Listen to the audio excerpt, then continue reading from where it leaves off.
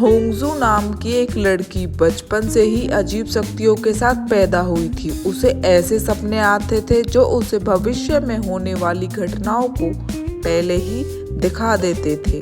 लेकिन समस्या यह थी कि वह उन घटनाओं को रोक नहीं पाती थी। कई बार उसने अपने सपनों में किसी दुर्घटना, किसी की मौत और किसी बड़ी घटना को होते देखा था, पर जब भी यह बात वह लोगों को बताती थी तो लोग उस पर विश्वास नहीं करते थे। इसी वजह से होंगजू धीरे धीरे अकेली और उदास रहने लगी थी। उसे लगता था कि उसका सपना उसके लिए एक श्राप है। वह इन सभी घटनाओं से बहुत दुखी रहती थी। एक दिन उसके पड़ोस में एक नया लड़का रहने आया, जंग जे चान। वह एक युवा था, साथ ही वह एक ईमानदार प्रोसिक्यूटर भी था। उनकी पहली मुलाकात थोड़ी अजीब थी क्योंकि होंगजू ने जे चान को तुरंत देखकर पहचान लिया, क्योंकि उसने उसे अपने सपने में पहले ही देख लिया था। उसके सपने में जे चान भविष्य की एक घटना में मर जाता है। होंगजू घबरा जाती है। वह तय करती है कि चाहे इस बार कुछ भी हो जाए, वह अपना सपना सच नहीं होने देगी। कुछ दिन बाद होंगजू को फिर से एक बुरा सपना आता है जिसमें वह एक दुर्घटना देखती है। जे चान को भी एक अजीब सपना आता है। उस सपने में वह देखता है होंगजू बहुत बुरी तरीके से रो रही है और कोई भयानक घटना होने वाली है। दोनों को समझ आता है कि वह किसी तरह एक दूसरे के सपने से जुड़े हुए हैं। अब वे दोनों मिलकर उन घटनाओं को रोकने की कोशिश करते हैं जो उन्हें सपनों में दिखाई देती हैं।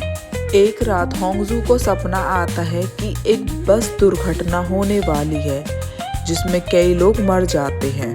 वह तुरंत जे चान को यह बताती है। पहले तो वह उस पर यकीन नहीं करता, लेकिन जब कुछ ऐसी घटनाएं सपने जैसी होने लगती हैं तो वह घबरा जाता है। दोनों मिलकर उस बस घटना को रोकने की कोशिश करते हैं। आखिरकार वह समय आ जाता है। वह समय पर ड्राइवर को रोक लेते हैं और दर्जनों लोगों की जान बचा लेते हैं। उस दिन जे चान को यकीन हो जाता है कि होंगजू के सपने सच होते हैं। जे चान और होंगजू सैकड़ों लोगों की जान बचाकर बहुत खुशी महसूस करते हैं। लेकिन हर कहानी में एक खतरनाक दुश्मन भी होता है। एक चालाक और निर्दयालु वकील ली यूंग बंग, जो पहले जे चान का सीनियर था, हमेशा अपने फायदे के लिए सच को मोड़ देता था।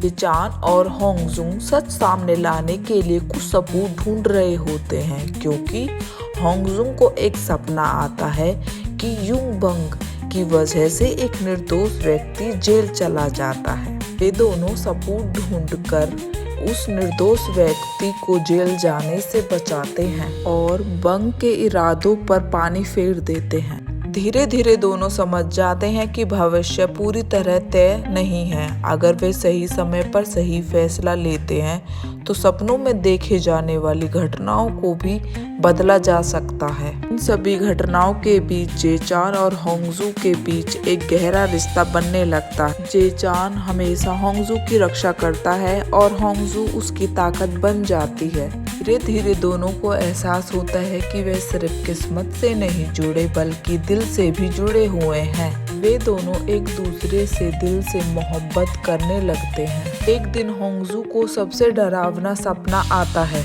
वह सपने में जे चान को देखती है। बाद में वह जे चान को सब कुछ बता देती है।